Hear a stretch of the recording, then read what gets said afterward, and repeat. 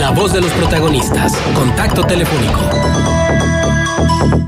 Rolando Cruz es doctor en educación, nos acompaña vía telefónica. Rolando, gracias por aceptar esta charla aquí en Contextos. Al contrario, licenciado, muy buenos días, muchas gracias por la invitación. Siempre es un gusto acompañarlos en GREM y particularmente en Contextos. Un abrazo. Y felicidades por el Día del Maestro. Tú tienes muchos años ya como docente y sobre 35. Todo hay que reconocer a quienes ven al magisterio como una como un apostolado y no nada más como una chamba o como un trampolín para algún cargo sindical o algún cargo público. En este caso, Rolando, ¿cuál es el análisis que tú realizas del papel del maestro ante la reforma educativa y el grado de avance obtenido a 5 años de su puesta en marcha? ¿Cuáles consideras que son los principales logros, pero también cuáles son los rezagos que se han tenido en estos 5 años? Con mucho gusto. Lo que habría que analizar en esta perspectiva del papel del docente en la reforma, pues es, nos seguimos cuestionando qué papel real desarrollan los docentes. Sabemos que los docentes han sido sujetos participantes en la reforma educativa o solamente han sido ejecutores de una serie de lineamientos y proyectos externos y ajenos a su persona y a su importante función. Este primer cuestionamiento, que es el que debemos hacernos a estas alturas de la reforma educativa, pues nos llevan a constatar que desgraciadamente la llamada profesión docente, Juan, ha sido reducida a al papel de simples ejecutores de una instrucción programada y diseñada de manera externa a los profesores.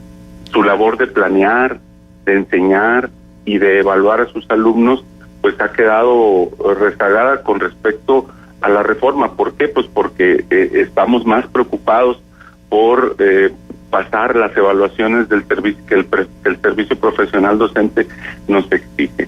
Sin embargo, bueno, en el discurso oficial se insiste en que el docente es un profesional, que realiza un trabajo intelectual, que trabaja con reglas claras que norman su función, en donde existen mecanismos concretos para el ingreso, la promoción, la permanencia, que deben desarrollar conocimientos, habilidades, destrezas y actitudes claramente definidas, que vamos a enfrentar un nuevo modelo educativo que habrá de iniciar ahora en agosto del 2018.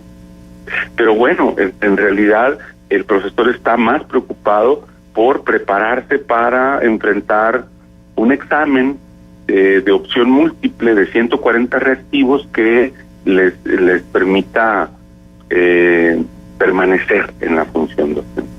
¿Qué es lo que nos ha quedado como rezago, Juan, en lo que yo llamaría una promesa incumplida por la reforma educativa?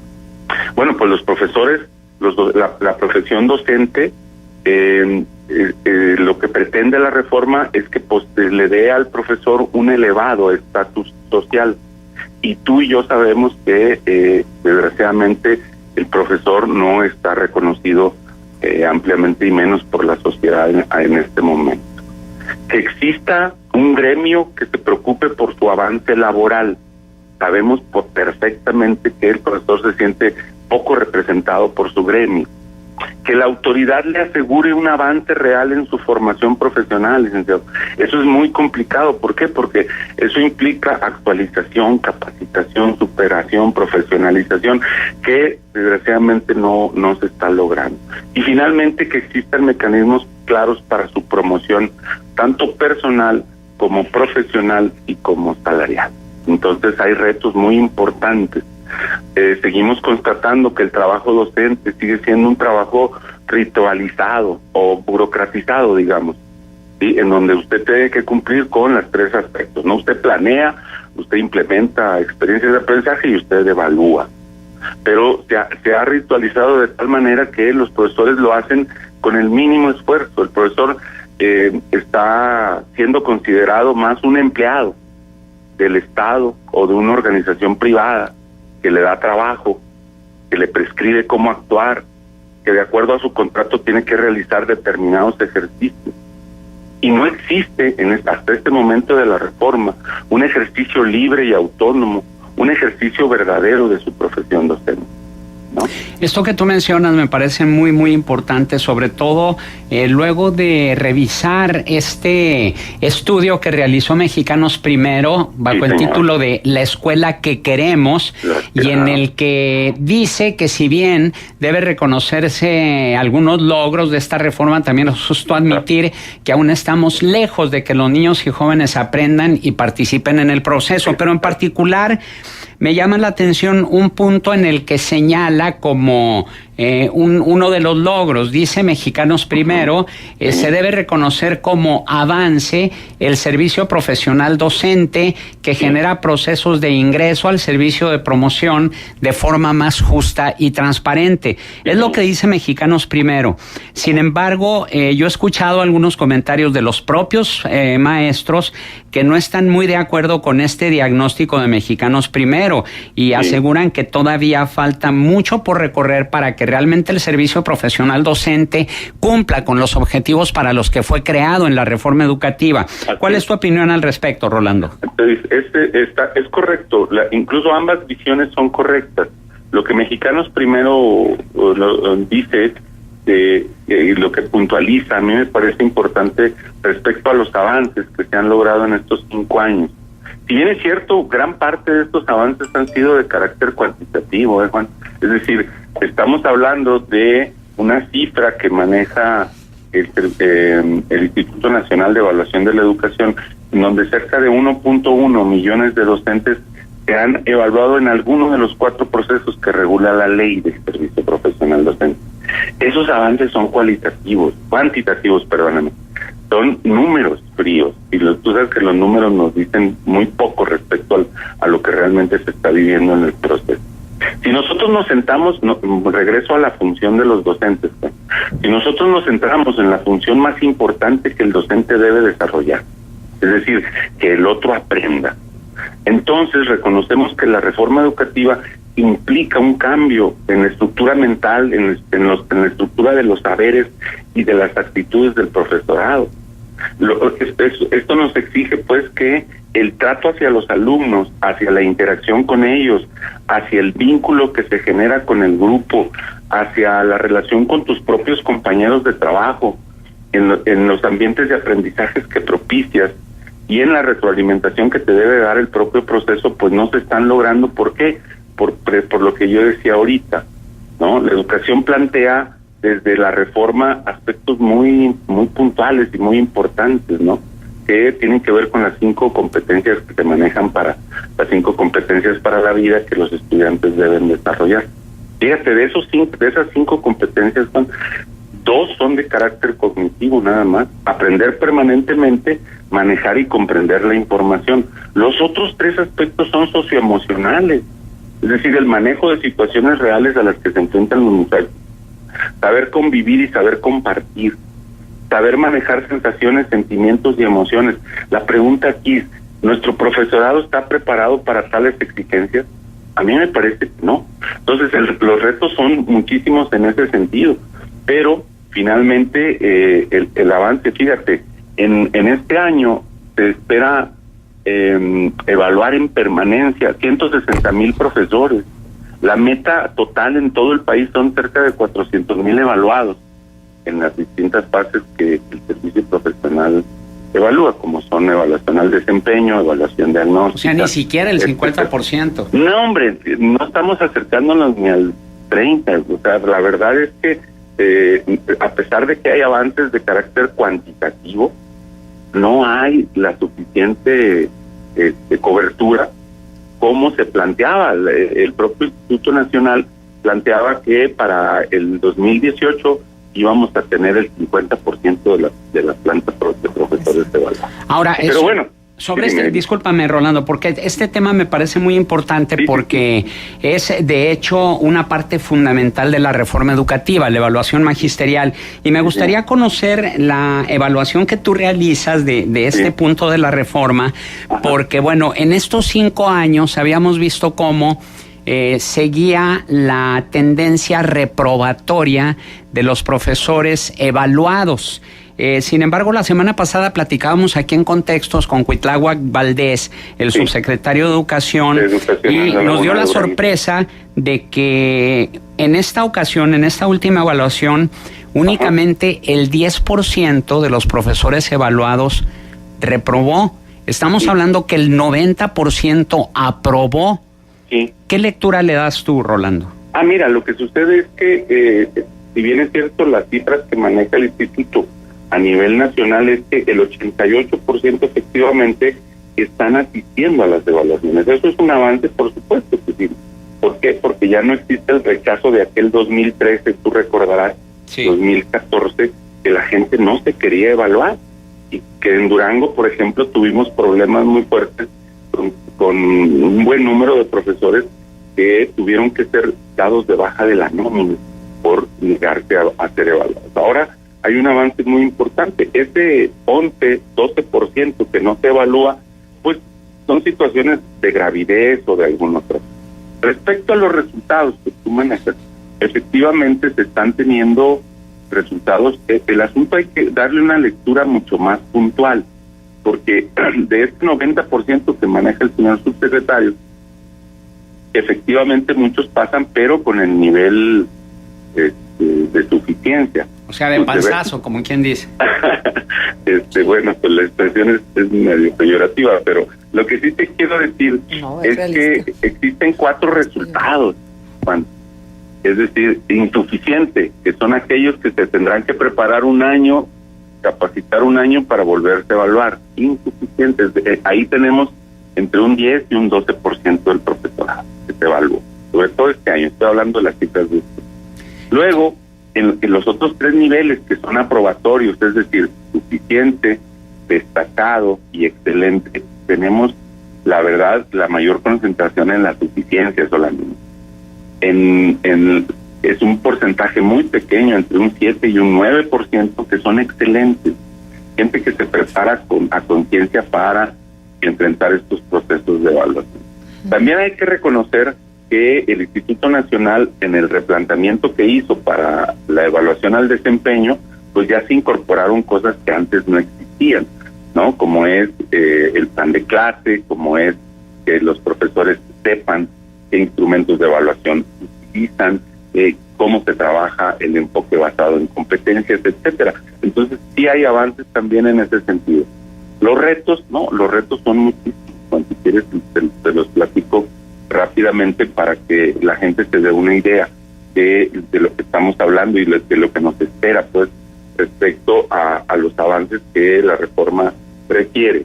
Más allá del discurso político que se ha manejado, de que si la reforma va o no va, de que se va a derogar o no se va a derogar, esa es otra circunstancia. Lo que yo creo que es que tenemos aún retos muy importantes por solventar. Primero, la infraestructura educativa. Tú sabes que nuestras escuelas que nos están cayendo a pedazos, eso es terrible. ¿Por qué? Pues porque estamos hablando de escuelas que tienen 30 años o más de existencia. Entonces, la infraestructura educativa o se replantea o la verdad que nos van a caer a pedazos nuestras escuelas, ¿no? Eso es una. Segundo reto, el equipamiento tecnológico y el equipamiento básico de las escuelas. Ese es otro aspecto importante que la reforma pues no aborda o lo aborda de soslayo, ¿no? Tercero, la capacidad y el compromiso de funcionarios y autoridades educativas. No hay yo no veo en el panorama un verdadero compromiso de funcionarios y autoridades de alto nivel para que esto se lleve a una mejor concreción. Cuarto, una real implicación de la figura de supervisión que tenemos en educación, es decir, los jefes de sector, los inspectores, los directores, los supervisores, no están implicados en esta nueva forma de gestionar ante la escuela. Es decir, existen nuevas formas de supervisión que van y apuntan más a la gestión que a la fiscalización de la escuela, ¿no? Rolando, creo que falta un punto que me parece toral, fundamental en estos retos que tú mencionas, y que es el hecho de una mayor supervisión y vigilancia del gasto público en educación. Y te pongo el ejemplo de cómo la SEP el año pasado superó en 2.680% los 70.6 millones de pesos que le dieron de presupuesto para comunicación social. y bueno, pues hay que ver que cuánto se gastó, casi 2,000 millones de pesos, de los 70.6 millones, 2,680%, y nadie dijo nada. Eso en lo que tiene que ver en gasto de comunicación social, pero también hay que ver lo que pasó, por ejemplo, con las 16,000 escuelas dañadas por los sismos de septiembre de 2017, donde hay evidencias de que supuestamente muchos de esos recursos llegaron a las escuelas y siguen en pésimas condiciones, y ya ni para qué hablar de los recursos que se han dado para infraestructura, para mejorar la infraestructura escolar, para la compra de equipamiento tecnológico, de lo que nadie sabe nada. Hay una total y absoluta opacidad. Yo creo que eso también es importante, ¿no, Rolando? Por supuesto, y tú recuerdas la bolsa extraordinaria que mencionaba en aquel entonces Aurelio Nuño, como secretario de Educación, que decía, ahora sí está la alforja llena para rehabilitar a las escuelas, y nosotros seguimos sin ver esta rehabilitación. Ahí es a donde yo me refería, de el compromiso y la implicación que estas autoridades ante las que yo hablo tendrían que tener para lograr eso. Por otro lado, Rolando, ¿te puedo interrumpir porque ya estamos sobre el tiempo? ¿Me permites? Claro, porque quiero conocer, primero te saludo con muchísimo gusto. Te agradezco mucho, Marcelita, un abrazo. Prefiero que nos digas, por favor, respecto a las condiciones en las que están trabajando los maestros, las condiciones laborales y lo que tiene que ver con el sistema de pensiones. Te voy a decir por qué. Me acaban de enviar un comunicado de la CENTE a los trabajadores pensionados y jubilados afiliados al Servicio Médico de los Trabajadores de la Educación del Estado de Coahuila, del Magisterio Coahuilense de la sección 38 del CENTE. Y entonces, por medio de la presente, les dice a los trabajadores que a partir de esta fecha, 14 de mayo, quedan suspendidos los convenios de pago para planes de protección médico familiar a los trabajadores pensionados y jubilados. Asimismo, se suspende la cuota o contribución del 3% aplicada a los pensionados y jubilados de las 3 entidades anteriormente señaladas, continuando con la prestación de dichos servicios de manera integral, lo anterior hasta en tanto se llegue a un acuerdo definitivo que establezca la viabilidad jurídica para la aplicación o derogación de esto que están anunciando de dicho pago. Entonces, la pregunta, y cito el ejemplo, porque, bueno, mucho criticamos a los maestros, mucho. Y mucho criticamos a la reforma laboral, tanto que hay una propuesta de echarla abajo por parte de uno de los candidatos presidenciales. Pero, a ver, las condiciones de trabajo de los maestros, ¿realmente son las óptimas, son dignas? ¿O lo que está pasando con la infraestructura educativa es un reflejo también de cómo están tratando a la materia prima más importante del sistema educativo, tal vez, que son los docentes? Sí, aquí existe realmente se está trabajando en condiciones deplorables. Yo me atrevería a decir que no existe una valorización dentro de la propia reforma. Yo creo que ese es otro de los retos que no llegué hasta allá, que a 5 años debemos de realizar una profunda revisión de la Ley General del Servicio Profesional Docente, por lo que tú mencionas respecto a las condiciones con las que trabaja. Tú te das cuenta que no existe una verdadera formación académica del profesorado. Es decir, la ley, las evaluaciones en lo que tienen que derivar de manera natural, la evaluación es para darnos cuenta de cómo se está desempeñando el profesorado, por eso son evaluaciones al desempeño, y la primera acción que debe de surgir de eso sería una real formación académica en las áreas que el profesorado necesita. Debemos de recordar que hay 3 áreas básicas en las que el profesorado necesita fortalecer su función docente: primero en la parte disciplinar, luego en la parte didáctico-pedagógica y finalmente en la parte emocional. Oye, la reforma, el nuevo modelo educativo trae toda la parte del desarrollo de habilidades socioemocionales. Yo quisiera saber de dónde el profesor va a tomar eso si él mismo no las tiene. ¿No? Entonces, en ese sentido, creo que las condiciones reales de desempeño del profesorado en el aula carecen de lo más básico.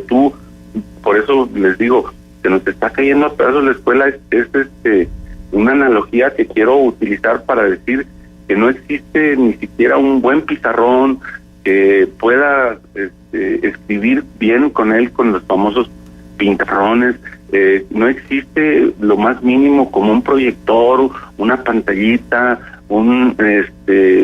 etcétera, una iluminación, etcétera, no existe para eso. Ahora, si nos vamos a la parte laboral, yo ahorita estoy hablando de la parte didáctica, digamos, del trabajo en el aula. En la parte laboral, el profesor tiene esta incertidumbre en donde dice, bueno, yo recuerdo que antes, para el Día del Maestro, nosotros festejábamos que íbamos a tener el aumento, más el aumento en prestaciones, más el retroactivo, más el incentivo. Rolando, discúlpame que te interrumpa, pero el tiempo es implacable y nos corta el sistema. De cualquier forma, agradecemos infinitamente tu participación. Soy yo, Gracias, Rolando.